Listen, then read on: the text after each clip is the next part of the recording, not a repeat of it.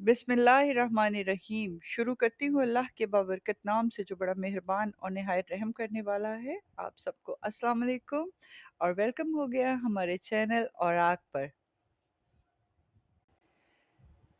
हम शुरू करने जा रहे हैं क़ससुल अंबिया के सिलसिले में हज़रत याकूब अलैहिस्सलाम। इससे पहले कि हम हज़रत याकूब अलैहिस्सलाम का ज़िक्र शुरू करें, मैं चाहूँगी कि आपको याद कराऊँ हज़रत इब्राहीम अलैहिस्सलाम के वक़्त से।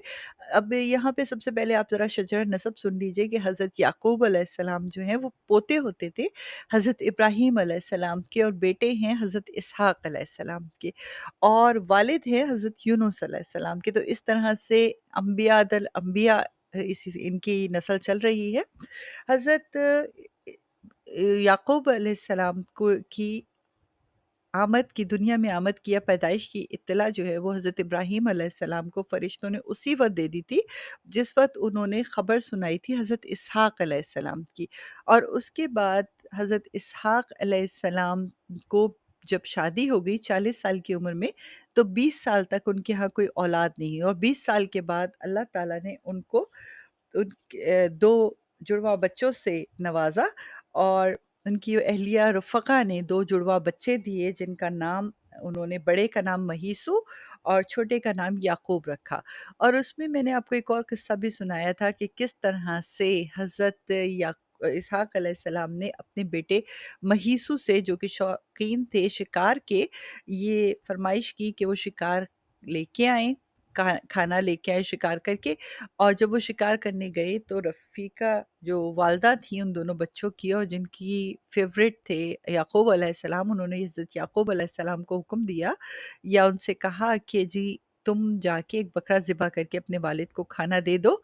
पका के, ताकि उनकी वो तुम्हें दुआएँ दें। और हुआ भी ऐसा ही। हज़रत याकूब अलैहिस्सलाम ने अपनी वालदा के कहने पे एक दुम्बा ज़िबह किया और अपने वालिद को उसका खाना तनावुल करने को दिया। हज़रत इसहाक अलैहिस्सलाम जो उस वक़्त तक अपनी नाबीना हो चुके थे, अपनी आँखों की रोशनाई खो चुके थे, उन्होंने वो खाना तनावुल करने के बाद उनको बहुत सी दुआएँ दी। जब महीसो शिकार से लौटे तो उनको उन्होंने अपना शिकार किया हुआ खाना जब हज़रत इसहाक अलैहिस्सलाम के सामने रखा, तो हज़रत इसहाक अलैहिस्सलाम ने हैरत से उनसे पूछा कि अभी तो मैंने खाना खाया है। तो उन्होंने कहा कि मैं तो वो खाना लाया हूँ जो आप अलैहिस्सलाम ने मुझे हुक्म दिया था कि शिकार करके लाओ। तो आप इस पर हज़रत इसहाक अलैहिस्सलाम फ़ौरन बात को समझ गए और उन्होंने वो खाना भी तनावुल फ़रमा लिया। लेकिन हुआ उससे ये कि महीसों के दिल में अपने भाई के लिए रंजिश पैदा हो गई और वो अपने भाई को कत्ल करने के दर पे हो गया, जिस पे माँ जो थी उनको ये एहसास हुआ, तो उन्होंने हज़रत याकूब अलैहिस्सलाम की सेफ्टी की खातिर उनको अपने भाई और आपके मामू के पास हारान भेज दिया। हज़रत याकूब अलैहिस्सलाम अपने वालदैन की रज़ामंदी से एक रात के पहले पहर अपने घर से निकले और हारान की तरफ रवाना हो गए। इससे पहले कि याकूब अलैहिस्सलाम के उस सफ़र का ज़िक्र करूँ, मैं चाहती हूँ कि आप थोड़ा-सा हज़रत याकूब अलैहिस्सलाम के बारे में और जान लें। हज़रत याकूब अलैहिस्सलाम का एक और नाम था जिसे इसराइल कहा जाता था, और इसराइल अगर हम देखें तो इसरा का मतलब अरबी में होता है अबद, और ईल का मतलब होता है अल्लाह, तो इसराइल का मतलब बनता है अब्दुल्लाह। और ये इनका लक़ब था, और इस लक़ब की वजह से जो इनकी औलाद आगे बढ़ी उसे बनी इसराइल ही कहा जाता है। तो बनी इसराइल के बारे में हम मज़ीद आगे जाके बात करेंगे थोड़ी-सी, मगर मैं चाहती थी कि बनी इसराइल की सिलसिले में आपको करूँ। अच्छा जी, जब ये अपने मामू के पास रवाना हुए हरान की तरफ, जो कि इराक का एक शहर है, तो रात के कुछ पहर पिछले पहले पहर निकले थे ये, सफ़र करते रहे, एक रात सफ़र किया और फिर दूसरे सफ़र के दौरान इनको थकन तारी हो गई, तो जिस जगह पे एक जगह इन्होंने मुनासिब ढूंढी और वहाँ पे आराम करने लग गए।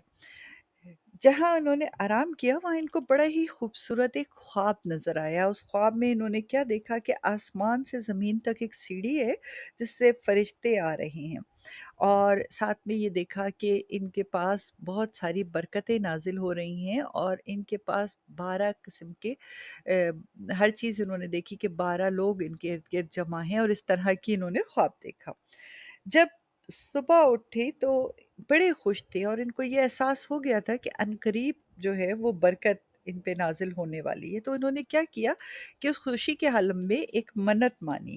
اور یہ کہا کہ اگر میں واپس خیریت سے اپنے والدین کے پاس پہنچا تو میں اس جگہ پہ جہاں پہ میں نے یہ خواب دیکھا ہے ایک اللہ کا گھر بنواؤں گا، اور ساتھ میں انہوں نے نشانی کے طور پہ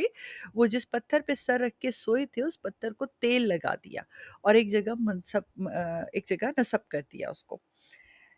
اور یوں اپنے سفر کو جاری رکھا۔ سفر میں جب وہ ہاران پہنچے تو وہاں ان کے ماموں ان کو دیکھ کے بہت زیادہ خوش ہوئے،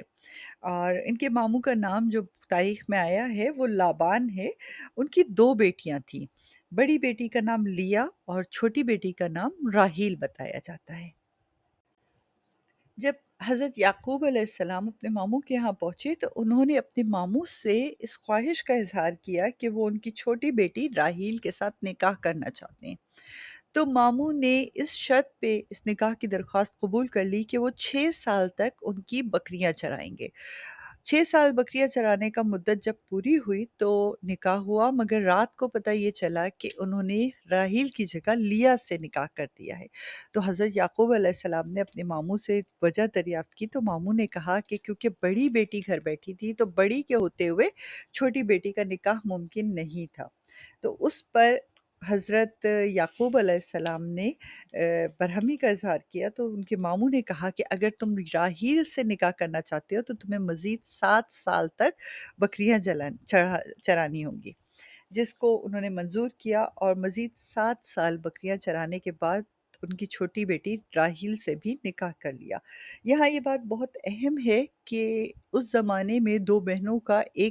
ایک مرد سے نکاح جائز تھا۔ بعد ازاں نبی اکرم صلی اللہ علیہ وسلم کی امت کے لیے یہ بات جائز نہیں قرار دی گئی کہ ایک بہن دوسری بہن کے نکاح میں کہ ہسبینڈ کے نکاح میں نہیں آ سکتی اس وقت تک جب تک کہ وہ حیات ہے۔ ہاں یہ ممکن ہے کہ اگر ایک بہن کا کسی وجہ سے انتقال ہو جائے تو جو شخص ہے وہ اس دوسری بہن سے شادی کر سکتا ہے، مگر ایک ساتھ نکاح میں نہیں آ سکتی، اور ایسا ہمیں مثال بھی ملتی ہے حضرت عثمان علیہ السلام جنہیں ذو النورین کہا جاتا ہے۔ انہوں نے نبی اکرم صلی اللہ علیہ وآلہ وسلم کی 2 صاحبزادیوں کو نکاح میں لیا تھا، مگر ایک کے انتقال کے بعد دوسری کو۔ بہرحال اس وقت اب کہا یہ جاتا ہے، تاریخ یہ بتاتی ہے کہ حضرت یعقوب علیہ السلام کی 4 بیویاں تھیں، اور 4 بیویوں سے ان کو 12 اولادیں ہوئیں، لیکن جو ان کی سب سے چھوٹی بیوی تھی جن کا نام راحیل تھا، ان سے ان کے 2 بیٹے ہوئے۔ ایک حضرت یوسف علیہ السلام تھے جو بڑے صاحبزادے تھے اور جن کو نبوت بھی عطا ہوئی، اور انشاءاللہ ہم اگلی دفعہ ان کا بھی ذکر کریں گے، اور دوسرے صاحبزادے جو تھے وہ بن یامین کے نام سے تھے جو ان کے چھوٹے بھائی تھے۔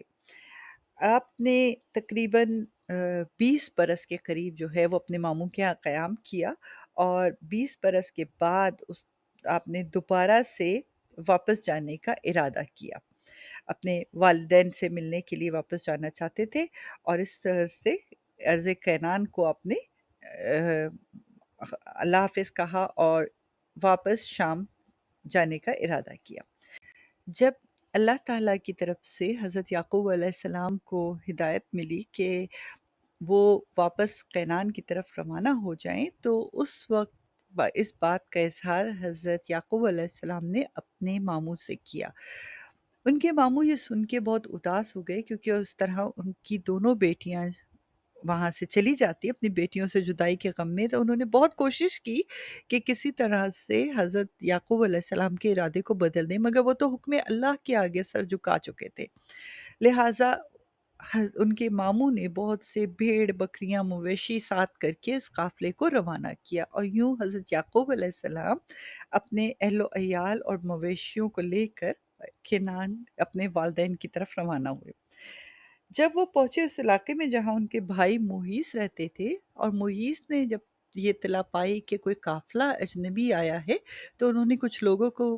بھیج کر اس قافلے کی بابت معلوم کیا، تو پتہ چلا کہ کوئی یعقوب علیہ السلام ہیں جو اپنے اہل و عیال کے ساتھ سفر کر رہے ہیں۔ اس پر محیص کو 20 سال پہلے اپنے بھائی یاد آ گیا اور وہ سارے واقعات یاد آ گئے جو 20 سال پہلے گزرے تھے۔ وہ اپنی گاؤں کے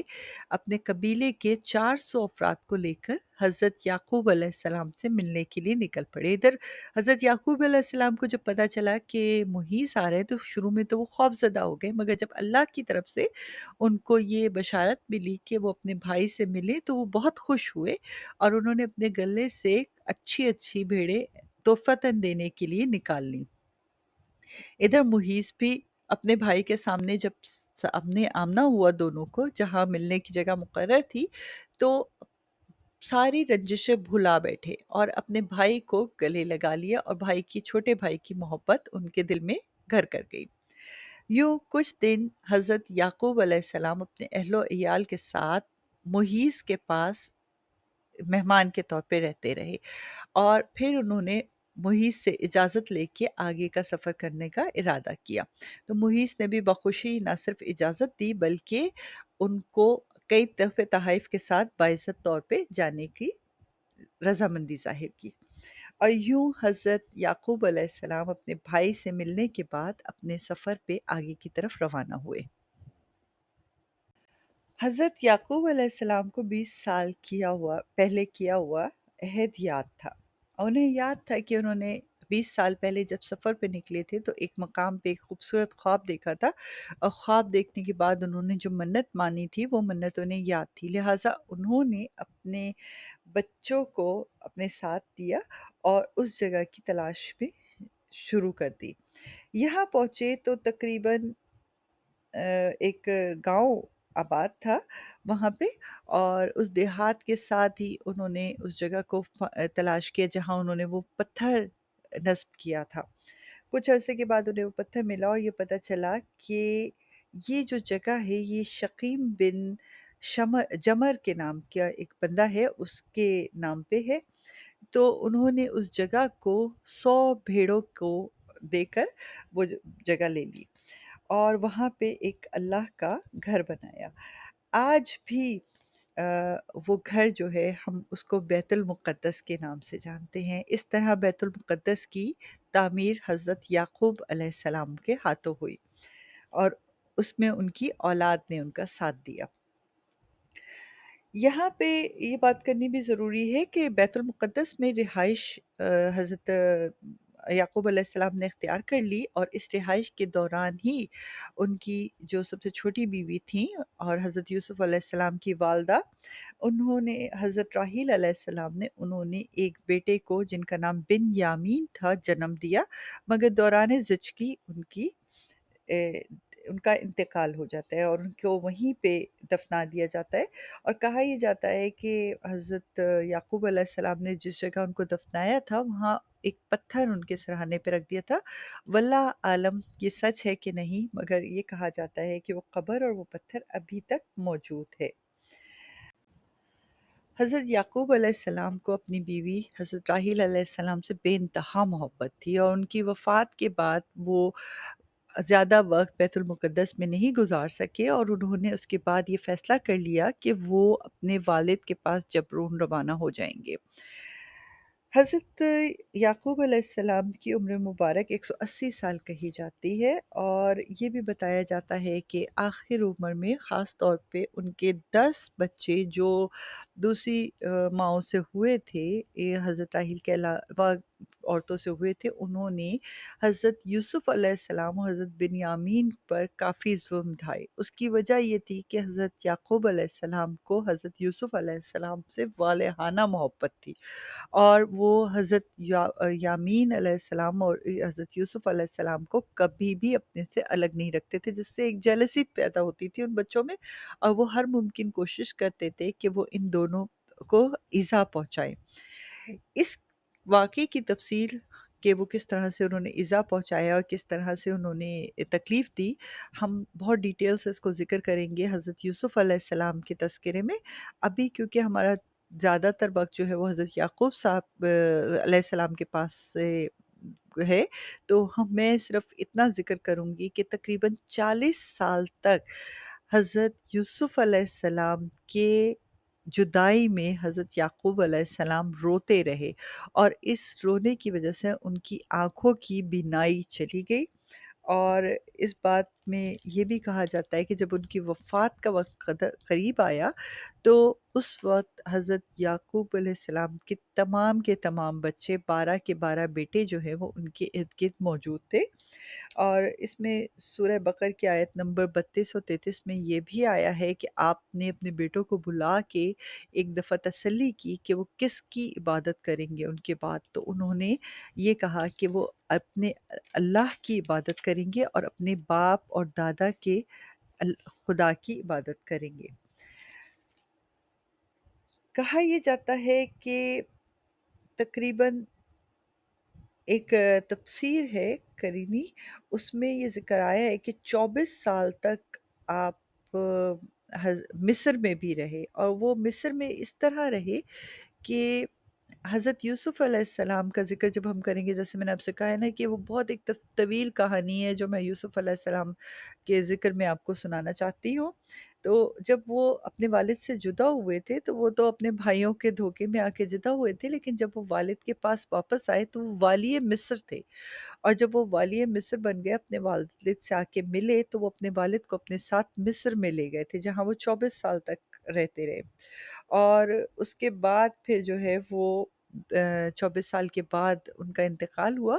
تو انہوں نے انتقال کے وقت ایک وصیت کی تھی، اور وصیت یہ تھی کہ مجھے بیت المقدس میں حضرت اسحاق علیہ السلام کے پاس دفن کیا جائے،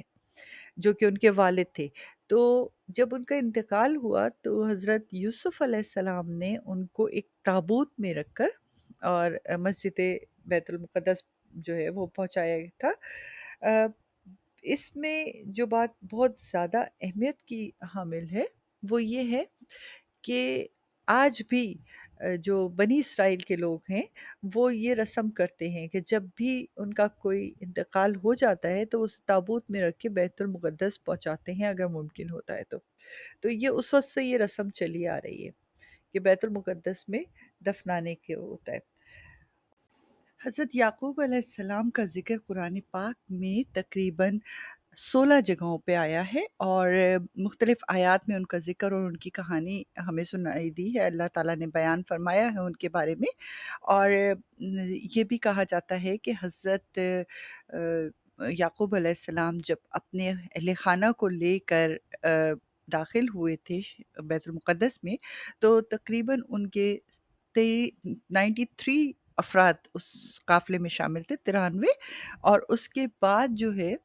وہ جب ہم حضرت موسیٰ علیہ السلام کا قصہ سنیں گے تو آپ دیکھ کے یہ حیران رہ جائیں گے کہ اس عرصے میں 6,70,000 لوگوں کو لے کے جو ہے حضرت موسیٰ علیہ السلام نکلے تھے۔ بہرحال مختصر یہ کہ آبادی جو ہے وہ بہت تیزی سے ترقی کی، اور حضرت یعقوب علیہ السلام کے 12 بیٹے جو ہیں وہ 12 قبیلوں میں ڈیوائیڈ ہو گئے تھے۔ بعد میں انہوں نے ہر بیٹے نے اپنا ایک قبیلہ بنا لیا اور دنیا میں پھیل گئے، اور اس طرح سے بنی اسرائیل کی قوم جو ہے وہ دنیا کے چاروں طرف پھیل گئی۔ تو بنی اسرائیل کی قوم کے بارے میں ہم نے کافی زیادہ قرآن پاک میں ذکر ملتا ہے اور کافی جگہوں پہ ملتا ہے۔ ہم اس کو جیسے جیسے ہمارا سفر آگے بڑھتا جائے گا انبیاء علیہ السلام کا، ہم اس کے بارے میں بھی تھوڑی بہت ڈیٹیلز جانتے رہیں گے۔ اگلی دفعہ جب میں آپ کے سامنے حاضر ہوں گی تو حضرت یوسف علیہ السلام کا ذکر لے کے حاضر ہوں گی، اور جب آپ دیکھیے گا کہ جیسے میں نے آپ کو بتایا کہ زمانہ ایک ہی ہے سب کا، یعنی حضرت ابراہیم کے بیٹے حضرت اسحاق علیہ السلام، حضرت اسحاق علیہ السلام کے بیٹے حضرت یعقوب علیہ السلام، اور ان کے صاحبزادے حضرت یوسف علیہ السلام، یہ سب انبیاء علیہ السلام تھے، اور ان کو اللہ تعالیٰ نے نبوت سے نوازا، اور یہ فی زمانہ تقریباً ایک ہی زمانے کے لوگ ہیں۔ تو حضرت یوسف علیہ السلام کی کہانی میں بھی حضرت یعقوب علیہ السلام کی صبر اور ان کی تکلیف کا ذکر ملے گا، تو میں یہ نہیں کہہ سکتی کہ یہاں پہ میں حضرت یعقوب علیہ السلام کی کہانی کو مکمل کرنے جا رہی ہوں، ایک تشدگی چھوڑ کے جا رہی ہوں، اور آپ سے یہ التماس کرتی ہوں کہ حضرت یوسف علیہ السلام کا قصہ ضرور سنیے گا، اس کے بغیر حضرت یعقوب علیہ السلام کی کہانی بھی ممکن نہیں ہے۔ اپنا بہت سارا خیال رکھیے گا، دعاؤں میں یاد رکھیے گا اور ہو سکے تو میرے والدین کے لیے دعا فرمائیے گا۔ اللہ حافظ۔